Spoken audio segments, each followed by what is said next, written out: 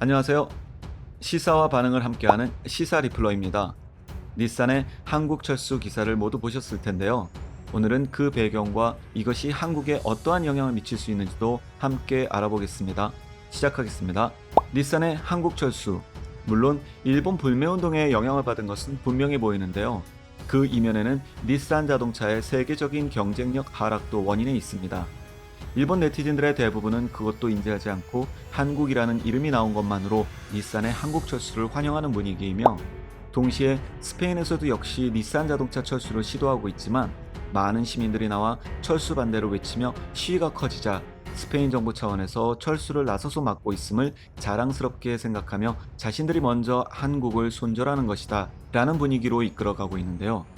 5월 28일 마코토 우치다 닛산 사장이 글로벌 중기 경영계획을 발표하는데, 선택과 집중이라는 키워드로 일본, 중국, 북미를 핵심 거점으로 선택해서 마케팅에 더욱 집중할 것이며, 2023년까지 20%가량 줄어든 연 540만 대 규모의 생산을 유지할 계획이고, 그 일환으로 인도네시아, 스페인의 바르셀로나 공장 폐쇄, 한국 시장 철수를 공식화했습니다. 사실 일본 자동차 업계 2위 닛산의 한국 철수는 예견된 일이었으며, 시간을 조금 더 뒤로 돌려 카를로스 곤 전 닛산 회장의 닛산은 2-3년 안에 파산한다 라는 선견 지명까지 전체 이야기를 한번 해보겠습니다.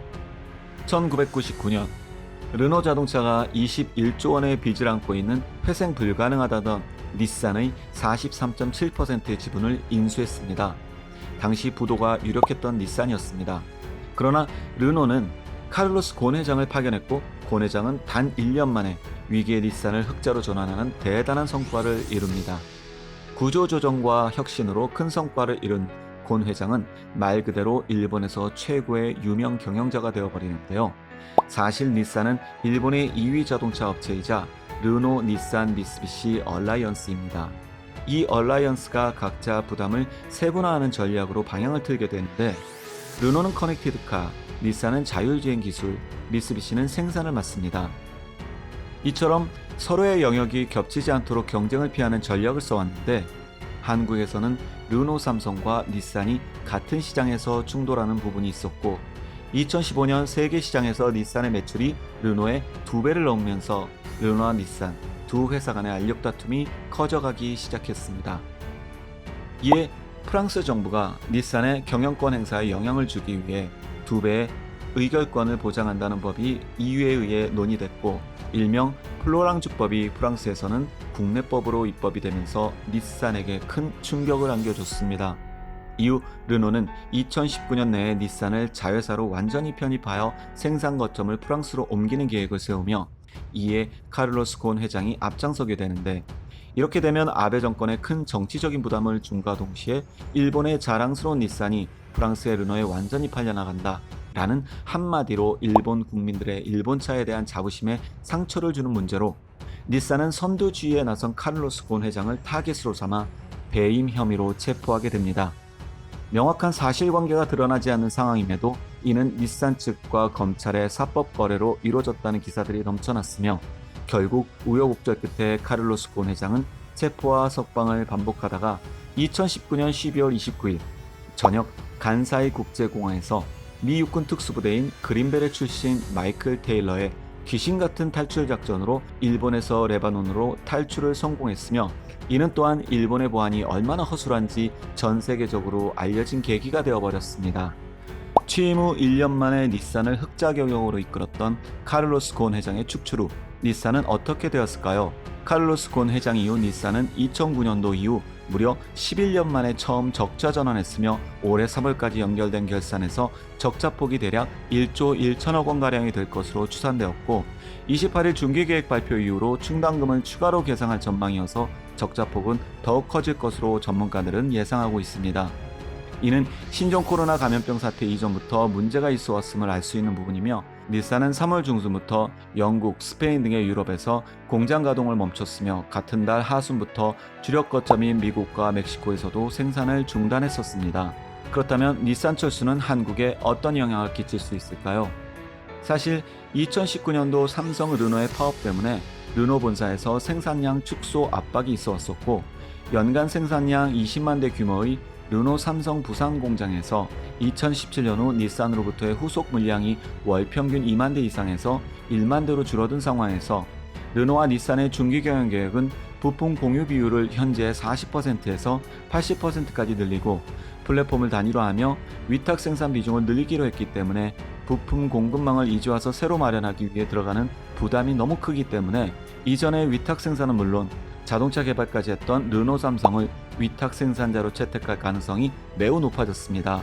한국에서의 판매 부진도 한몫을 하긴 했지만 카를로스 곤 회장 퇴출 이후 1조 적자 전환 및 세계 경쟁력 약화로 몸집을 줄여가고 있는 닛산 자동차. 한국 철수에도 웃을 수 있는 한국 기업. 그러나 일본만은 스페인 공장 폐쇄 및 철수를 스페인 정부가 나서서 반대하고 있지 않느냐. 그만큼 닛산의 한국 철수는 일본이 한국을 손절하는 것이다 라는 희한한 망상으로 또 한 번 자의 중입니다. 일본 네티즌 반응 보시면서 마치겠습니다. 지금까지 시청해주셔서 감사합니다. 구독과 좋아요는 더 좋은 컨텐츠를 만드는 데 큰 힘이 됩니다. 진심으로 부탁드립니다. 감사합니다. 모든 일본 기업이나 일본 제품을 한국에서 쫓아내고 싶은 한국인들이 언제쯤 한일 단교를 진심으로 성사시킬 수 있을지 궁금하다.